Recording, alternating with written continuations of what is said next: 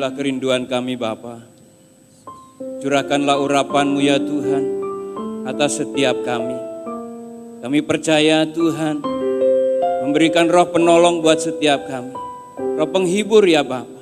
Roh Kudus bagi setiap kami ya Tuhan. Dan siang hari ini Bapa, kami buka hati pikiran kami ya Tuhan. Karena kami memerlukan, kami membutuhkan Engkau Tuhan. Bapa, urapi setiap kami ya Tuhan. Biarlah firman yang kami boleh dengar pada siang hari ini ya Tuhan. Karena Tuhan punya rencana yang indah bagi setiap kami. Berkati ya Tuhan setiap kami, baik yang mendengar maupun yang menyampaikannya. Biar kiranya kuasa Allah yang menopangnya ya Tuhan. Sehingga setiap firman yang Tuhan taburkan tidak menjadi sia-sia, melainkan bertumbuh dan menghasilkan buah bagi kemuliaan nama Tuhan. Berfirmanlah ya Tuhan, kami siap mendengarkan firman-Mu. Dalam nama Tuhan Yesus Kristus kami sambut firman-Mu. Haleluya, sama-sama kita katakan amin. Silakan duduk Bapak Ibu Saudara yang dikasihi oleh Tuhan. Shalom. Ya, puji Tuhan Bapak Ibu, kita akan diberkati kembali dengan ibadah ini, khususnya dengan firman Tuhan. Yang pada minggu ini kita akan membahas tentang tema karunia Roh Kudus sebagai manifestasi pengurapan Roh Kudus. Bapak Ibu Saudara kasih Tuhan, karunia-karunia yang diberikan oleh Roh Kudus menjadi bagian di dalam kehidupan kita. Karena itu Bapak Ibu Saudara kasih Tuhan, perlu kita memahami dengan betul supaya kita bisa mempergunakannya dengan betul sehingga hasilnya akan maksimal. Boleh diklik sekali. Berangkat dari ayat ini Bapak Ibu Saudara kasih Tuhan, dalam Kisah Rasul pasal yang pertama, ayat yang ke-8 dikatakan, tetapi kamu akan menerima kuasa kalau Roh Kudus turun ke atas kamu, dan kamu akan menjadi saksiku di Yerusalem dan di seluruh Yudea dan Samaria dan sampai ke ujung bumi. Saya percaya Bapak Ibu ini bukan ayat yang baru buat kita semua. Saya percaya kita sering mendengar ayat-ayat ini. Karena itu saudara kasih Tuhan, kita perlu memahami apa yang terkandung di dalam ayat ini. Boleh dikit sekali? Ya, maka saudara kasih Tuhan, yang pertama saya sampaikan adalah tentang peranan Roh Kudus yang berkaitan dengan kehidupan orang percaya. Kita banyak bicara tentang Roh Kudus, tapi kita seringkali tidak memahami apa perannya dalam kehidupan orang percaya. Karena itu, saudara kasih Tuhan, yang pertama adalah memimpin dalam kehidupan yang kudus. Roh Kudus berperan untuk memimpin kita, memimpin orang percaya dalam kehidupan yang kudus. 1 Korintus pasal 3 ayat 16 mengingatkan kita, tidak tahukah kamu bahwa kamu adalah bait Allah dan bahwa Roh Allah diam di dalam kamu. Dan 1 Korintus 6 ayat 19 dengan tegas mengatakan, atau tidak tahukah kamu bahwa tubuhmu adalah bait Roh Kudus yang diam di dalam kamu, Roh Kudus yang kamu peroleh dari Allah. Bapak Ibu Saudara yang dikasihi oleh Tuhan, ayat-ayat ini menyadarkan kepada setiap kita bahwa di dalam kehidupan kita Tuhan berikan Roh Kudus supaya kehidupan kita ini dipimpin di dalam kekudusan. Jadi Bapak Ibu Saudara kasih Tuhan, Allah tahu persis kebutuhan kita dalam menghadapi dunia yang semakin jahat. Allah tahu persis bagaimana memperlengkapi kita supaya kita kelak boleh sampai tujuan yang dikehendaki oleh Allah dengan tetap kudus. Melalui kuasa Roh Kudus yang diberikan oleh Tuhan kepada setiap kita, maka saudara kasih Tuhan, ya, Roh Kudus akan memimpin kita.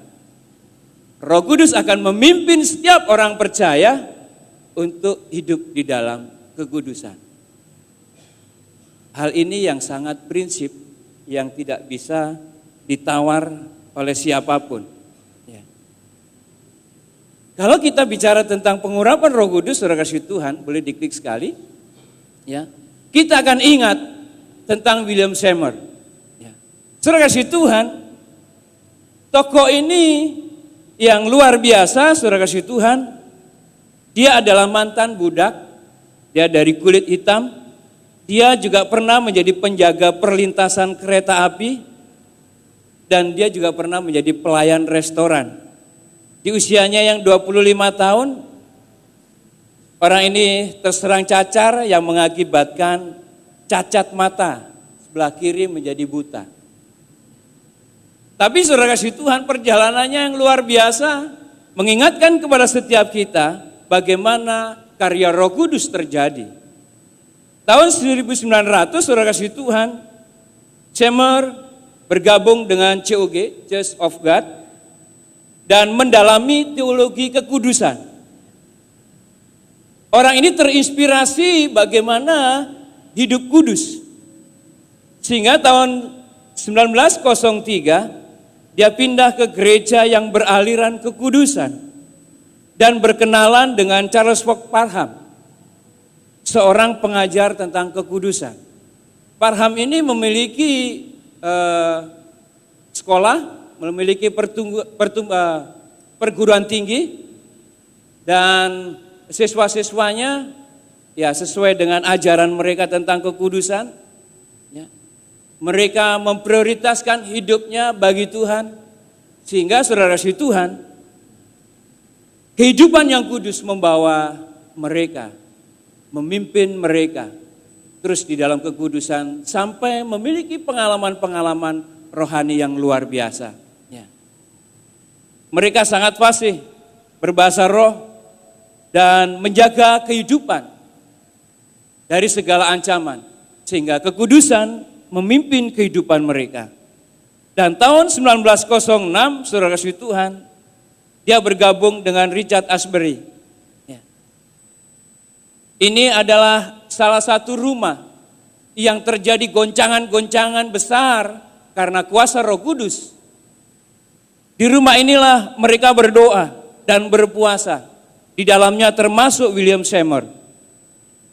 Sehingga saudara kasih Tuhan secara intensif berdoa, berpuasa. Kemudian saudara kasih Tuhan tanggal 9 April 1906 mengalami kepenuhan Roh Kudus. Dan mereka berbahasa roh.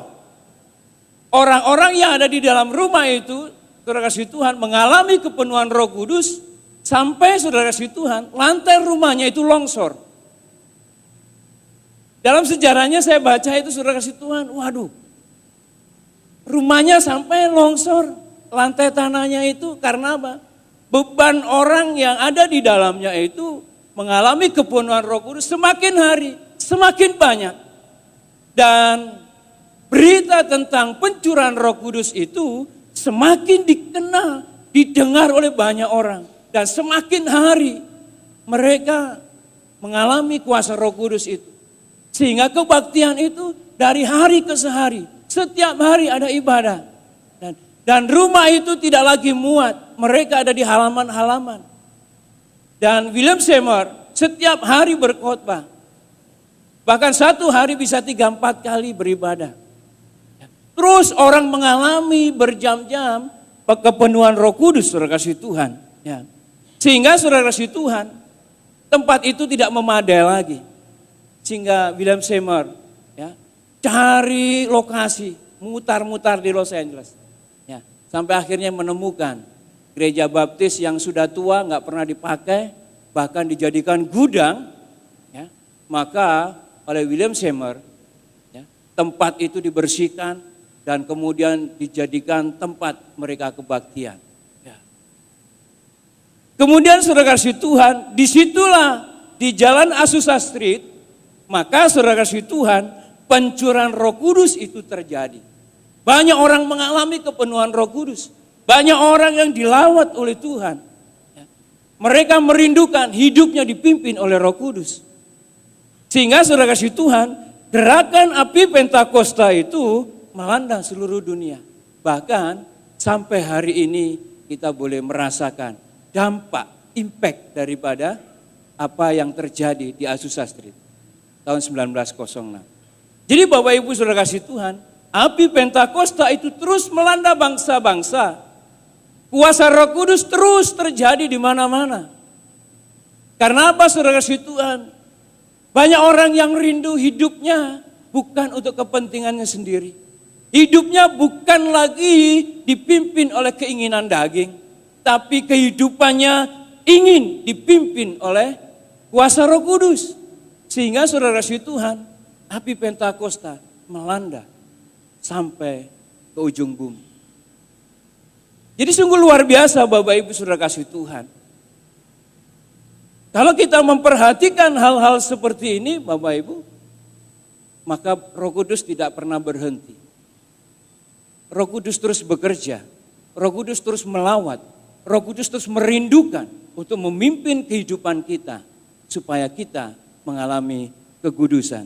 Karena itulah Saudara kasih Tuhan, William Seymour ya, mengatakan di dalam quote-nya ya, dikatakan bahwa sanctification make us holy. Ya. Pengudusan membuat kita suci and destroy the deed of sin. Jadi kekudusan itu Saudara kasih Tuhan, pengudusan diri itu bisa menghancurkan keterikatan kita dengan dosa. Kalau yang ngomong seperti William Seymour, kita percaya. Karena apa? Karena dia hidup di dalam kekudusan. Sehingga Saudara kasih Tuhan, pengudusan diri membuat dirinya suci. Membuat Saudara kasih Tuhan, segala keterikatan akan dosa itu hancur.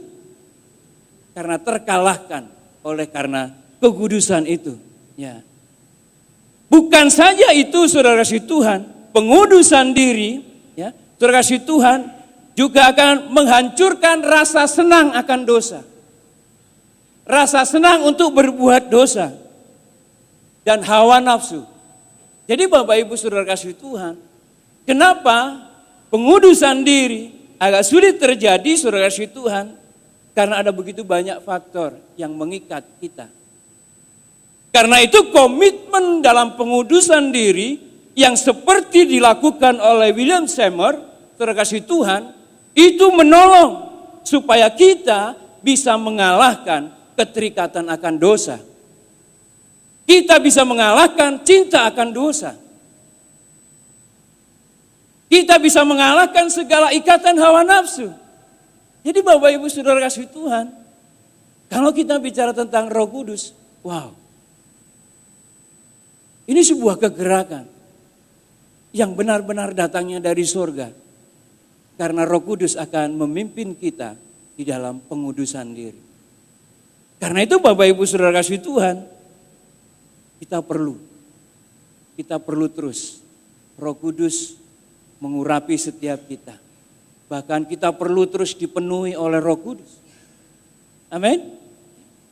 Karena ini akan menolong kita, akan menyelamatkan kita dari segala keterikatan akan dosa. Jadi Saudara kasih Tuhan, lebih lanjut dikatakan, pengudusan diri membuat kita murni.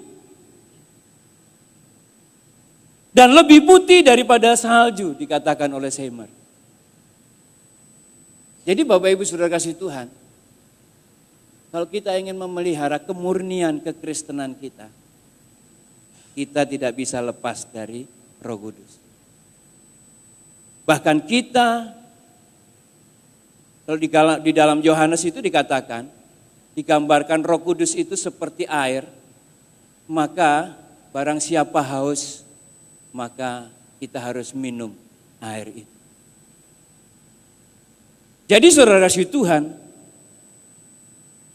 karena dengan Roh Kudus itu, maka kita akan dimurnikan. Banyak hal, banyak perkara yang membuat kita menyimpang dari jalannya Tuhan. Banyak pengaruh.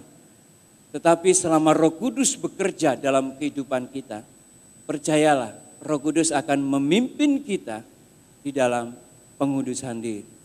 Kita akan dibawa di dalam kemurnian kekristenan kita yang sejati.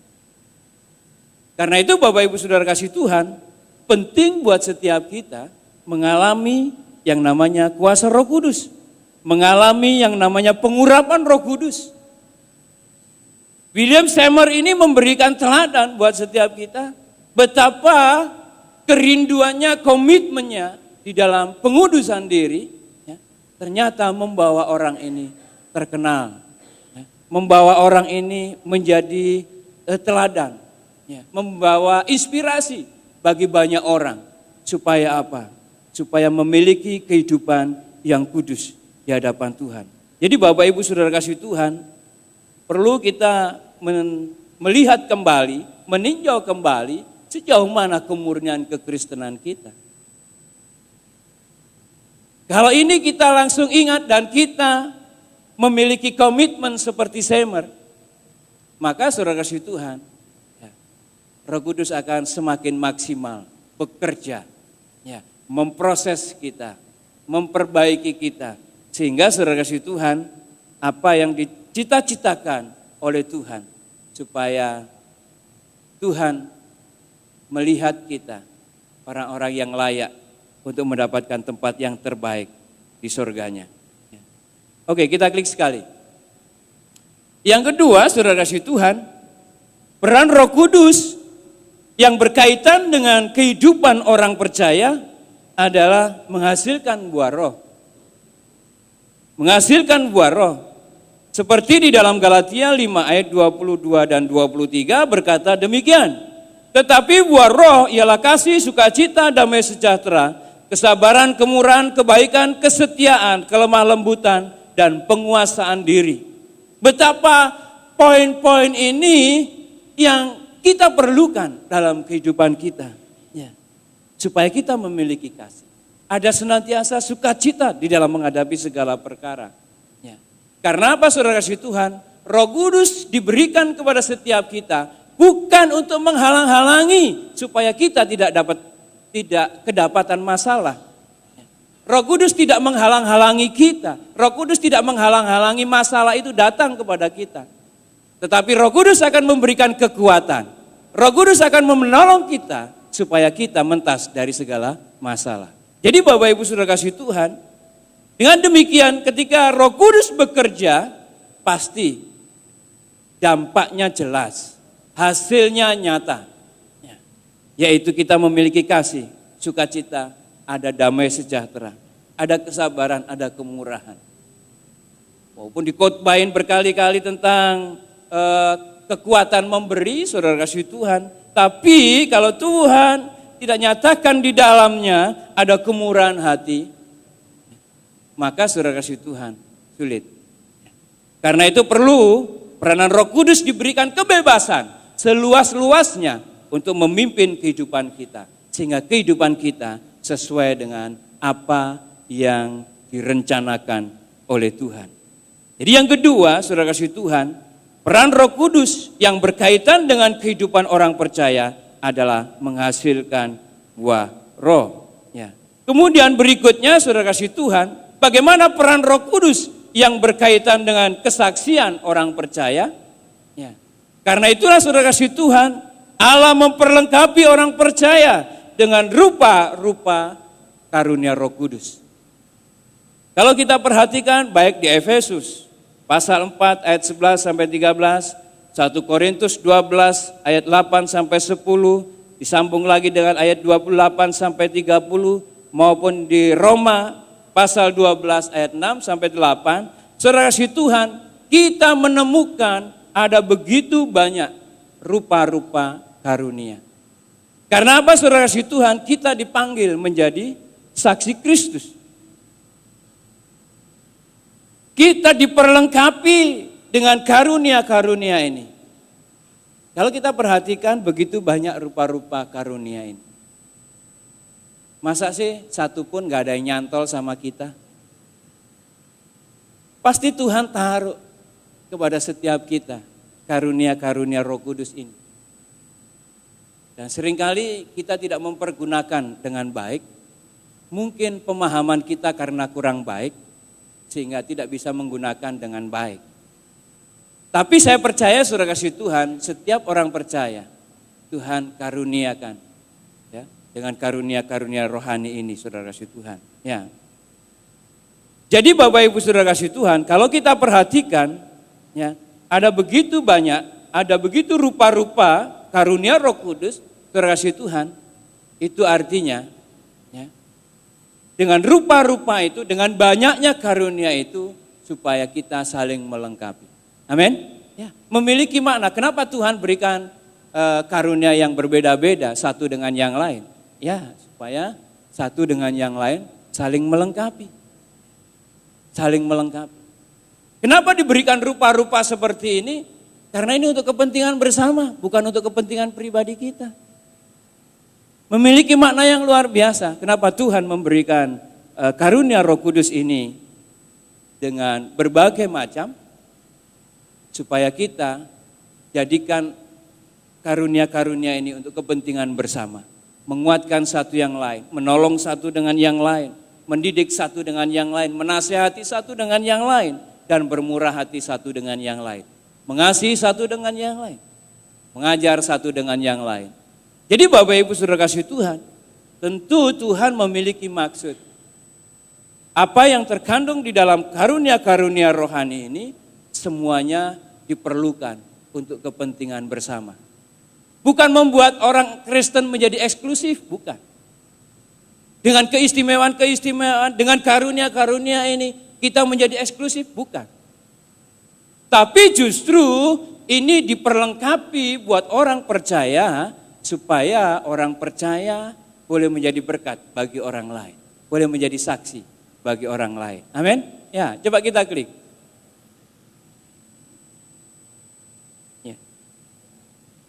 Yang kedua, saudara kasih Tuhan, peran Roh Kudus yang berkaitan dengan kesaksian orang percaya. Yang kedua adalah memberi kuasa untuk menjadi saksi Kristus.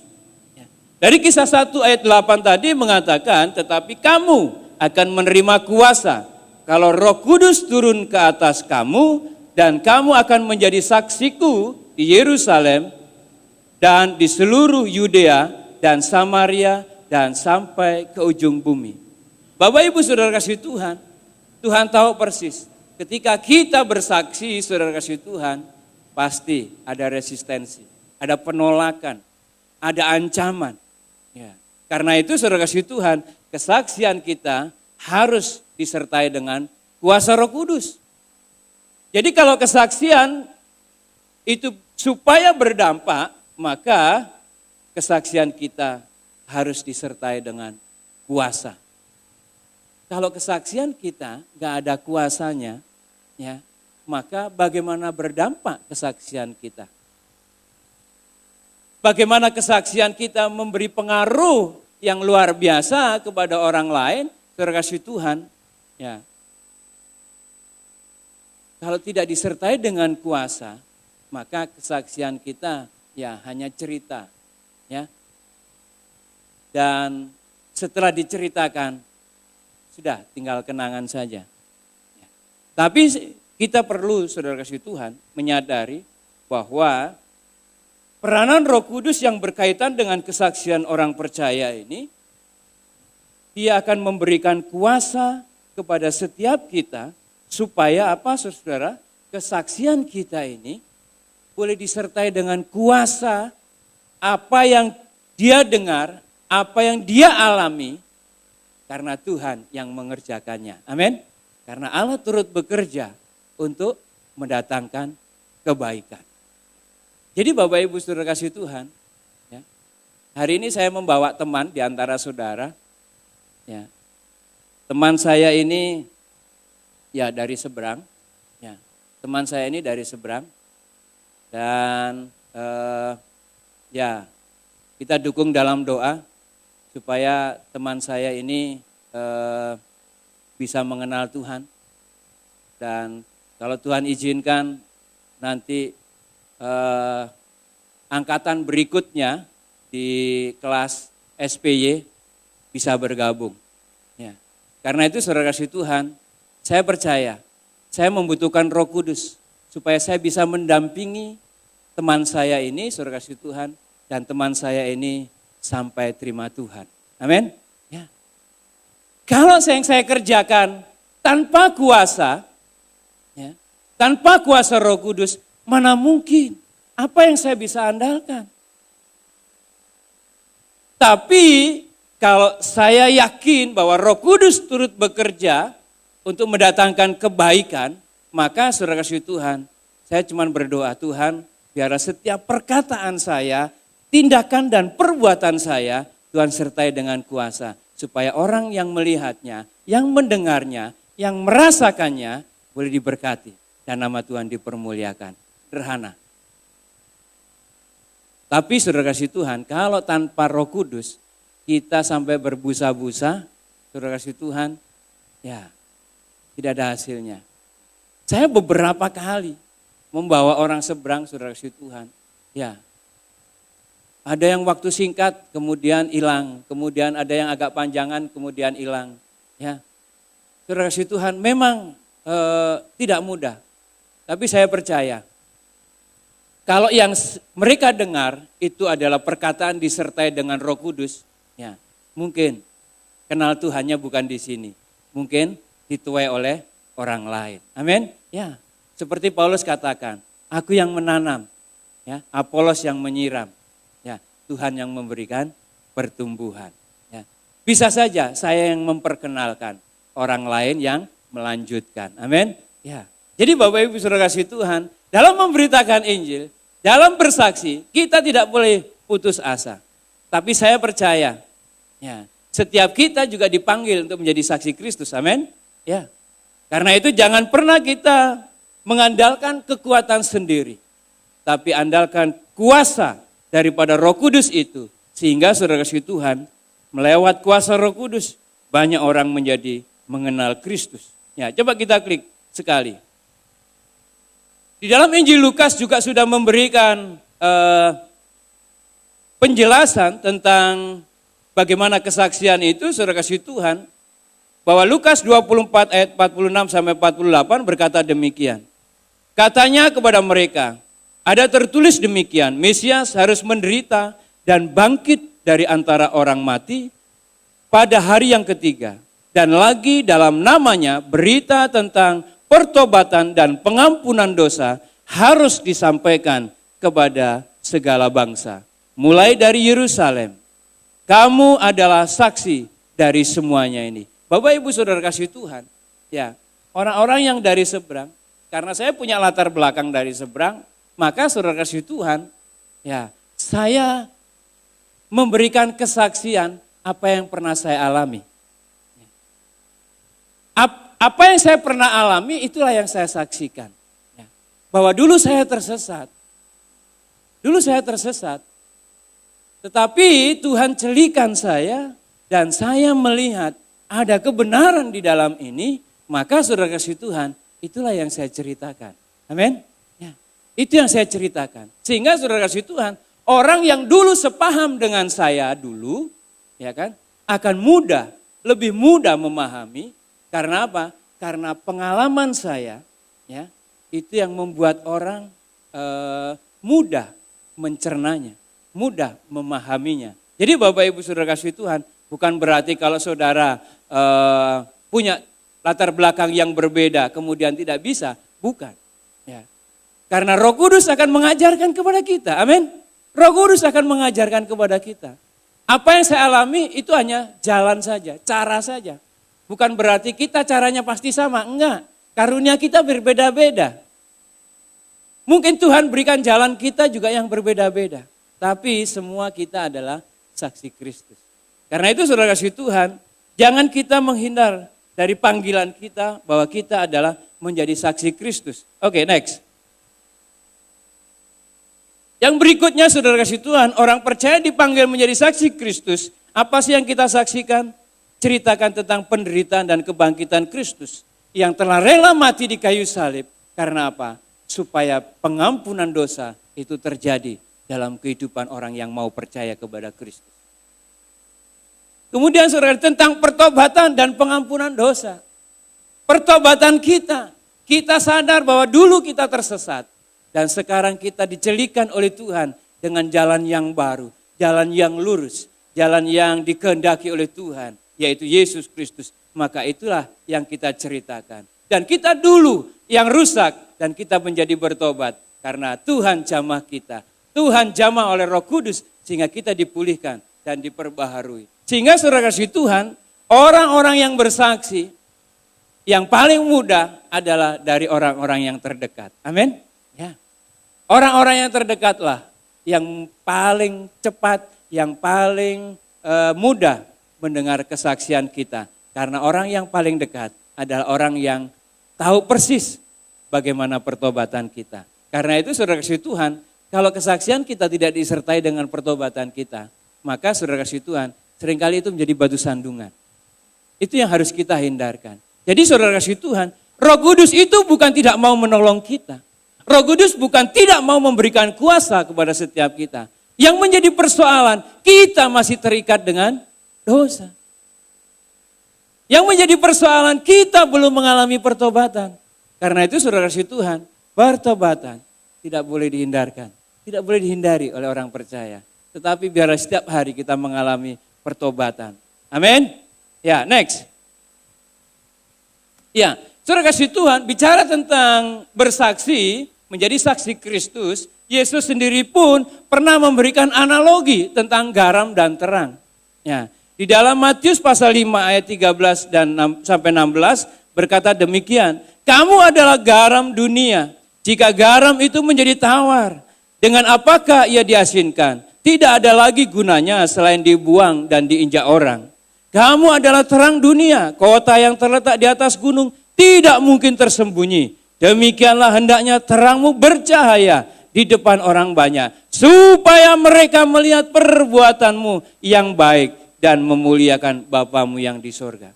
Jadi Bapak Ibu Saudara kasih Tuhan, bagaimana tentang kehidupan kesaksian orang percaya, Yesus pun sudah memberikan analogi tentang ini. Karena itu saudara kasih Tuhan, mari kita terus pertajam. Terang kita harus semakin terang bagi orang-orang di sekitar kita. Amin. Ya, kalau kita menjadi garam, rasa kita semakin bisa dirasakan oleh orang-orang di sekitar kita. Sehingga saudara kasih Tuhan, kuasa Roh Kudus itu bisa bekerja dengan maksimal kalau kita juga mengikuti iramanya Tuhan. Kalau iramanya Tuhan seperti ini, maka kita akan ikuti. Sehingga saudara kasih Tuhan, kita akan berjalan bersama kuasa Roh Kudus untuk menjadi saksi Kristus. Amin. Ya. Amin. Puji Tuhan. Bapak Ibu saudara kasih Tuhan, coba kita klik sekali. Ya. Orang percaya akan mengalami manifestasi Roh Kudus sebagaimana dalam Kisah Rasul 1 ayat 8 tadi. Tetapi kamu akan menerima kuasa kalau Roh Kudus turun ke atas kamu. Dan kamu akan menjadi saksiku di Yerusalem dan di seluruh Yudea dan Samaria dan sampai ke ujung bumi. Sekali lagi saya ingatkan, kesaksian akan berdampak jika disertai dengan kuasa Roh Kudus. Karena itu penting buat setiap kita mengalami yang namanya manifestasi Roh Kudus. Kita penting terus-menerus mengalami yang namanya kuasa Roh Kudus.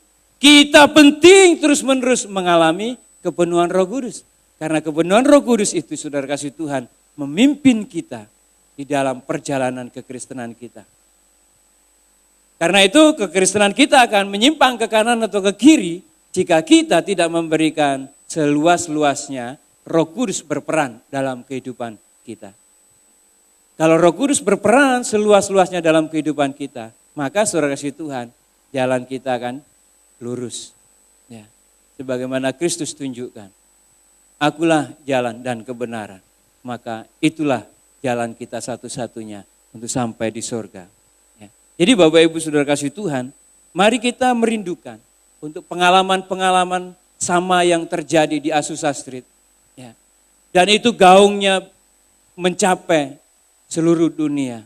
Dan itu ya Saudara kasih Tuhan, membuat karya-karya Roh Kudus itu nyata di dalam kehidupan orang percaya.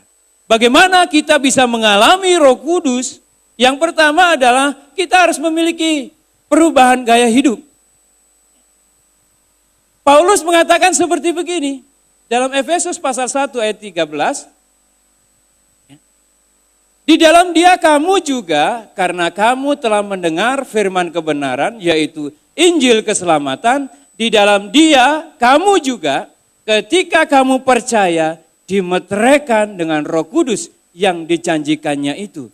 Jadi saudara kasih Tuhan, Roh Kudus sudah termeteraikan dalam kehidupan orang percaya ketika kita percaya. Lalu dalam Efesus pasal 5, Paulus lebih jauh menjelaskan, ya, mulai dari ayat 15 berkata demikian. Karena itu perhatikanlah dengan seksama bagaimana kamu hidup. Hidup kita supaya ditinjau kembali, diteliti kembali bagaimana pola kehidupan kita. Bagaimana ritme kehidupan kita. Apakah sudah sesuai dengan firman Tuhan atau belum. Paulus dengan jelas, ya, Roh Kudus sudah diberikan kepada setiap orang percaya. Sudah dimeteraikan di dalam Roh Kudus kehidupan kita. Sehingga saudara kasih Tuhan, lalu Paulus menjelaskan, terus teliti dengan seksama kehidupan. Supaya kehidupanmu itu tidak ada yang menyimpang. Tetapi kehidupanmu itu akan terus dipimpin oleh Roh Kudus. Ya. Janganlah seperti orang bebal, tetapi seperti orang arif. Paulus membuat komparasi, perbandingan antara orang bebal dengan orang arif. Tuhan menghendaki dengan diberikannya Roh Kudus kepada setiap kita, kita semakin arif. Bukan semakin bebal. Karena itu saudara kasih Tuhan, di mana posisi kita? Apakah kita masih bebal atau kita sudah bijaksana? Karena apa saudara kasih Tuhan? Kalau kita mendengarkan firman Tuhan, masuk kanan, kemudian mental lagi keluar kanan, saudara kasih Tuhan, itu cirinya orang yang bebal. Seharusnya kita merespon setiap firman Tuhan dan melakukannya. Dan kita akan menjadi pelaku-pelaku firman. Kalau saya mendapati anak yang bebal, saudara kasih Tuhan, ya, ada mahasiswa dikasih tugas, kumpulkannya besok, minggu depan, ya, pertemuan berikutnya. Ya. Tapi kalau yang bebal, nggak akan dikerjakan. Jadi saudara kasih Tuhan, kita diperhadapkan dengan dua perbandingan ini. Apakah kekristenan kita termasuk orang yang bebal atau termasuk orang yang arif. Ya. Dan pergunakanlah waktu yang ada karena hari-hari ini adalah jahat. Ya. Bapak Ibu saudara kasih Tuhan, ketika saya renungkan apa sih yang termasuk hari-hari ini jahat itu apa ya? Ya. Hari-hari ini adalah jahat. Yang mana ya yang jahat? Tadinya saya berpikir, oh iya hari-hari ini kan banyak pembunuhan, ya kan? Banyak anak-anak remaja yang diperkosa, bahkan dibunuh, dimutilasi. Oh iya jahat ya. Ya. Tapi apakah itu? Ternyata saudara kasih Tuhan, Paulus ini mengatakan bahwa hari-hari ini adalah jahat. Ya. Karena apa saudara kasih Tuhan? Karena waktu kita ini sudah banyak yang terserap dengan kegiatan-kegiatan yang tidak membuat kita bijaksana. Ya. Waktu kita ini banyak sekali saudara kasih Tuhan yang tersita untuk hal-hal yang duniawi. Ya. Waktu kita untuk berdoa sudah semakin berkurang. Ya. Dibandingkan dengan nonton sinetron India. Ya kan? Ya. Sampai kemarin-kemarin itu di sekolah doa dibicarakan sinetron India Utaran itu saudara-saudara. Ya, karena banyak orang yang protes gara-gara nonton sinetron itu, banyak orang yang menjadi cerai, suaminya nggak pulang dan sebagainya. Ya, jadi saudara kasih Tuhan, waktu-waktu yang jahat itu adalah hari-hari yang jahat itu, di mana hari-hari kita saudara kasih Tuhan semakin sulit untuk diaturnya. Semakin banyak yang terserap untuk kepentingan-kepentingan pribadi kita yang tidak berkaitan dengan kerohanian kita, yang tidak berkaitan dengan peran kita sebagai saksi Kristus. Sehingga waktu kita ini banyak yang tersedot, saudara kasih Tuhan. Ya, tanpa kita sadari, sebentar siang, kemudian sore, malam udah habis. Belum ngapa-ngapain, cepat sekali waktu kita. Ya kan? Jadi Bapak Ibu Saudara kasih Tuhan, hari-hari kita semakin jahat. Karena apa Saudara kasih Tuhan? Perlu bijaksana. Ya, bukan waktunya semakin kurang, sehari kita sama 24 jam. Tapi kalau kita bijaksana, Saudara kasih Tuhan, kita bisa memanfaatkan waktu itu sebaik-baiknya. Jadi Bapak Ibu Saudara kasih Tuhan, mari kita memahami hal ini dengan baik. Ya. Kemudian Saudara kasih Tuhan, di ayat selanjutnya dikatakan, sebab itu janganlah kamu bodoh, tetapi usahakanlah supaya kamu mengerti kehendak Tuhan. Bodoh dibandingkan dengan orang yang mengerti kehendak Tuhan. Bodoh itu dalam bahasa Yunaninya Saudara kasih Tuhan, moros. Moros itu sejajar pengertiannya dengan orang yang otaknya kosong. Jadi kalau Paulus mengatakan, kamu jangan bodoh, kamu jangan moros, kamu jangan otaknya kosong. Ya. Tetapi mengertilah kehendak Tuhan. Saudara kasih Tuhan, banyak orang yang tidak mengerti kehendak Tuhan bukan karena tidak punya otak. Ya. Tapi otaknya untuk kepentingan yang lain. Ya. Sehingga saudara kasih Tuhan, Paulus dengan cerdas membuat perbandingan seperti ini untuk mengukur. Sebetulnya kekristenan kita ini posisinya ada di mana? Jadi Bapak Ibu Saudara kasih Tuhan, Roh Kudus akan menolong setiap kita, memulihkan segala keadaan kita, Saudara kasih Tuhan, supaya apa Saudara kasih Tuhan? Kita boleh mengalami kepenuhan Roh Kudus. Selanjutnya dikatakan demikian, dan janganlah kamu mabuk oleh anggur, karena anggur menimbulkan hawa nafsu, tetapi hendaklah kamu penuh dengan Roh. Ya. Mabuk oleh anggur disejajarkan, dibandingkan dengan penuh dengan Roh. Kalau orang mabuk anggur, orang yang penuh anggur, akhirnya mabuk ngomongnya ngaco. Perbuatannya aneh-aneh. Ya. Sehingga hawa nafsu yang menonjol dalam kehidupannya. Tetapi orang yang penuh dengan Roh Kudus, kehidupannya akan semakin mengalami pemurnian demi pemurnian. Karena itu Bapak Ibu Saudara kasih Tuhan, Paulus sangat cerdas menjelaskan hal ini, Saudara kasih Tuhan, sehingga saudara-saudara kasih Tuhan, bagaimana supaya kita mengalami Roh Kudus, kita harus berani berubah gaya hidup kita. Amin. Ya, kita tidak lagi dikuasai oleh kedagingan, tetapi biarlah Roh Kudus yang berkuasa dalam hidup kita, sehingga kehidupan kita tidak lagi dipimpin oleh keinginan daging, tetapi kehidupan kita akan dipimpin oleh keinginan Roh. Dan keinginan Roh ya Tuhan, itulah yang menjadi keinginan Bapa di surga. Oke, next. Yang berikutnya, bagaimana mengalami Roh Kudus? Yang kedua, hidup oleh Roh dan dipimpin oleh Roh. Galatia 5 ayat 25 berkata demikian, jikalau kita hidup oleh Roh, baiklah hidup kita juga dipimpin oleh Roh. Jadi saudara kasih Tuhan seperti otomatis. Kalau hidup kita ini oleh Roh, maka kehidupan kita akan dipimpin oleh Roh. Kalau kehidupan kita ini oleh daging, maka kedaginganlah yang berkuasa, yang berdaulat dalam kehidupan kita. Betapa mengerinya. Sangat mengerikan, kan? Ya. Karena itu saudara kasih Tuhan, perlu kita telah kembali kehidupan kekristenan kita. Oke, selanjutnya, bagaimana supaya kita mengalami Roh Kudus? Yang ketiga adalah dengan doa dan penumpangan tangan. Ya. Jadi Bapak Ibu Saudara kasih Tuhan, peristiwa yang terjadi di Samaria itu terjadi di dalam Kisah Rasul 5 ayat 15 sampai 17 berkata demikian. Setibanya di situ kedua rasul itu berdoa supaya orang-orang Samaria itu beroleh Roh Kudus, sebab Roh Kudus belum turun di atas seseorang di antara mereka. Karena mereka hanya dibaptis dalam nama Tuhan Yesus.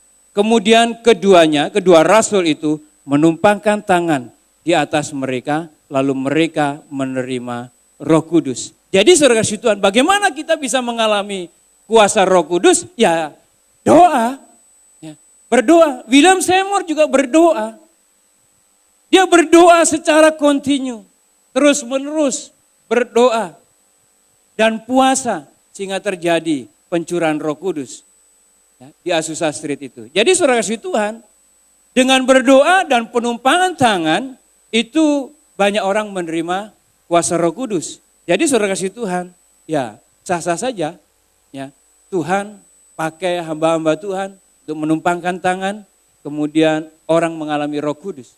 Bukan berarti hamba Tuhannya yang sakti, saudara-saudara. Ya, tetapi karena Tuhan memakai hamba Tuhan itu, sehingga kuasa Roh Kudus boleh dinyatakan. Coba kalau kita bandingkan dengan 1 Timotius pasal 4 ayat 14, boleh ditampilkan. 1 Timotius pasal 4 ayat 14. Ya, dikatakan demikian. Jangan lalai dalam mempergunakan karunia yang ada padamu, yang telah diberikan kepadamu oleh nubuat dan penumpangan tangan sidang penatua. Jadi saudara kasih Tuhan, Tuhan memberikan orang kepenuhan, mengalami kepenuhan Roh Kudus bisa juga lewat penumpangan tangan. Lewat doa dan penumpangan tangan itu bisa terjadi. Dan yang ditekankan oleh Rasul Paulus selain itu adalah jangan lalai dalam mempergunakan karunia yang ada padamu. Jadi Bapak Ibu Saudara kasih Tuhan, kita percaya bahwa Tuhan sudah taruh setiap karunia itu di dalam setiap kita. Ya. Paling tidak ada satu karunia yang ada di dalam diri kita.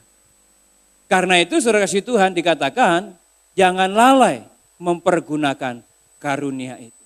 Ya. Jadi Saudara kasih Tuhan, jangan sampai kita menjadi tua, lalu mati, karunia itu tidak berkembang. Karunia itu akhirnya ikut terkubur bersama-sama dengan kita. Jadi jangan kita lalai mempergunakan karunia-karunia rohani itu. Ya, supaya dengan karunia rohani itu, maka saudara kasih Tuhan, ya, kesaksian kita boleh banyak memenangkan jiwa, kesaksian kita boleh memberkati banyak orang, dan kuasa Roh Kudus boleh berdampak di setiap pelayanan kita. Jadi Bapak Ibu Saudara kasih Tuhan, mari kita terus haus seperti seperti rusa yang merindukan air. Ya, demikianlah kita harus haus merindukan Roh Kudus itu terus memenuhi hati kita, memenuhi kehidupan kita, sehingga Saudara kasih Tuhan, kehidupan kita bukan lagi dipimpin oleh kedagingan kita, tetapi kehidupan kita akan dipimpin oleh Roh Kudus.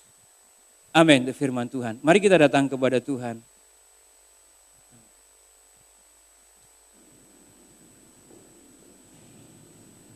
Mari kita siapkan hati kita datang kepada Tuhan. Mari kita datang seperti rusa yang merindukan air itu Tuhan. Dan Roh Kudus-Mu boleh tercurah ya Pak.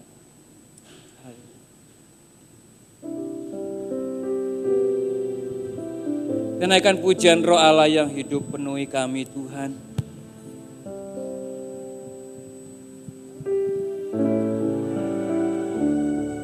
Roh Allah yang hidup penuhiku. Roh